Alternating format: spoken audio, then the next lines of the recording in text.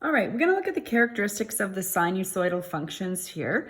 So we'll look at the amplitudes. Remember, the amplitude is the distance from the median to a max or min. I have in the same, another booklet that's exactly the same here, just pictures this was y equals sine x, just so I don't have to move my booklet around below too much. But the amplitude goes from the median to here, so it's a distance of 1. The same is true for the cosine graph. It's a distance up to 1. The period would be one repeating pattern. So if I look here, the period, it goes from here and it repeats. It doesn't repeat again until I get back to 2 pi, or if you look here from negative 2 pi to 0. So a distance of 2 pi would be the period. The same will be true from cosine. I find it a little easier on cosine for it to stand out because it goes from a max to a max. So it's just a little easier to see right from 0 to 2 pi. The domain, since there is no specific domain given, this is going to be in the arrowheads, so it goes into both, continues in both directions. So it is x is the element of all real numbers, or if theta, I used x variables, but if theta was used, then theta would be the symbol you would use here. The same is true, I've got my arrowheads there for cosine graph. So we'll do that. The range, I'll show you the sine graph again. The minimum is -1, the max is 1. So it's from -1 to 1.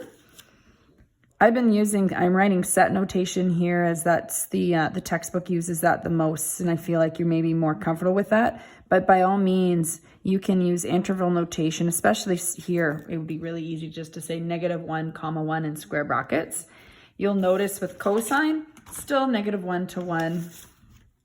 So I don't want to interchange my set and interval notation. I kind of want to stick with one.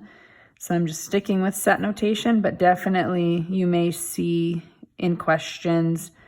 And if it doesn't specify, like I said, you can use interval notation, even though you may see set notation and answer key. It's great to practice both. The x-intercepts.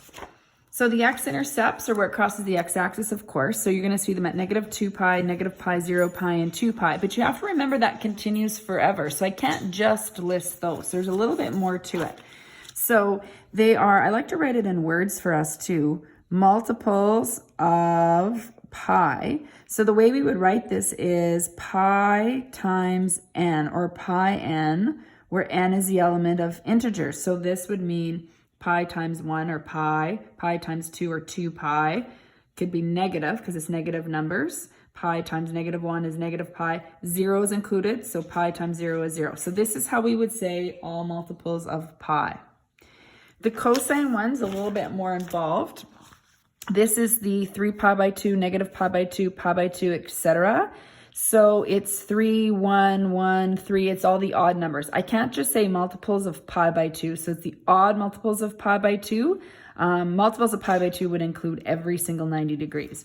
So in terms of the language, we would say odd multiples of pi by 2.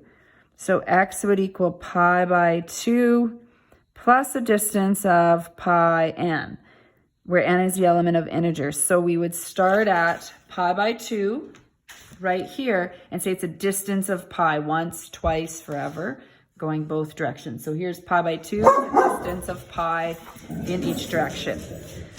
The y-intercept, there goes Baxter again. The y-intercept's where it crosses the y-axis, so in this case it's 0. So the y-intercept's easy, or you can put y equals 0, either way.